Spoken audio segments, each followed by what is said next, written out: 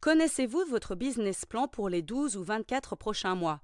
Ou avez-vous établi un budget pour l'année suivante?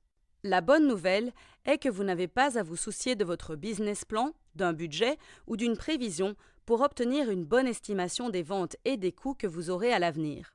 Vous devez préparer une prévision de trésorerie. Une prévision de trésorerie vous permet d'anticiper au mieux ce qui pourrait se passer. Bien qu'une prévision de trésorerie ne soit pas exactement précise, elle vous donne une idée de la situation.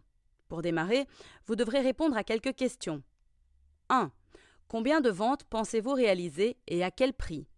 2. Quels sont les coûts nécessaires pour réaliser ces ventes? Et 3. Quels autres coûts devrez-vous prendre en charge? Examinons chacune de ces questions en détail. Vous devez d'abord examiner vos ventes. Combien de ventes pensez-vous réaliser? Commencez par évaluer toute l'année.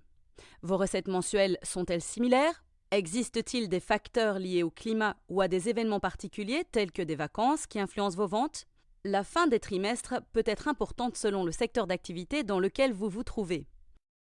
Réfléchissez ensuite au prix de ces ventes et à leur fréquence. Vous pouvez décider de calculer sur la base des ventes hebdomadaires ou journalières par exemple. Déterminez ensuite la date de votre paiement, mais tenez compte des retards. Vous instaurez ainsi une certaine sécurité dans vos chiffres. Ensuite, nous aborderons les coûts nécessaires aux ventes. Prenez d'abord en compte le coût de votre produit. Calculez le coût du produit par unité, puis multipliez-le par la quantité que vous prévoyez de vendre dans votre prévision. Ce chiffre doit correspondre à l'estimation de vos ventes. Le prochain coût à prendre en compte est celui de la livraison. Il s'agit du coût de la livraison du produit à votre client. Tout dépend du transporteur que vous utilisez ou si vous vendez à l'étranger par exemple. Il existe de nombreux autres coûts standards associés à la gestion d'une entreprise, par exemple le coût des fournitures.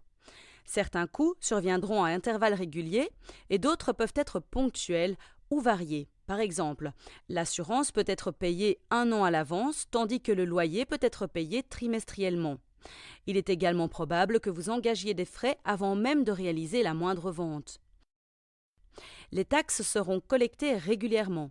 Vos coûts varient en fonction du type et de la taille de votre entreprise. En général, vous pouvez vous attendre à avoir des coûts pour les services publics, les réparations, le marketing, les dépenses de bureau, les finances et les logiciels. Si vous embauchez du personnel, vous devrez supporter des coûts liés entre autres à la formation et au salaire. À présent, prenons un exemple. Voici un exemple de prévision de trésorerie sur 12 mois. Vous pouvez voir en haut qu'il est organisé mensuellement. À gauche, les revenus sont répertoriés comme des recettes. Les recettes comprennent les ventes au comptant, les ventes à crédit, les nouvelles entrées de fonds propres et les prêts reçus. Sous le total des recettes se trouvent les paiements ou coûts. La feuille de calcul est organisée mensuellement. Par exemple, le premier mois, le seul revenu est un prêt de 16 000 € et le coût total est de 62 000 €. Il y a donc un déficit de trésorerie. Les ventes du deuxième mois sont de 10 000 €, mais le coût reste élevé, 30 000 €. Il s'agit donc d'un autre déficit de trésorerie pour le mois. En cumulant les mois 1 et 2, cette entreprise a un déficit de trésorerie de 66 000 €. Si vous regardez la ligne du bas, vous pouvez voir un solde de trésorerie de clôture changeant en fonction de ce qui se passe chaque mois. Une fois que vous avez établi une prévision, vous pouvez y revenir pour mettre à jour les montants réels des ventes et des coûts. Les prévisions doivent rester fluides pour vous aider à planifier votre activité à long terme.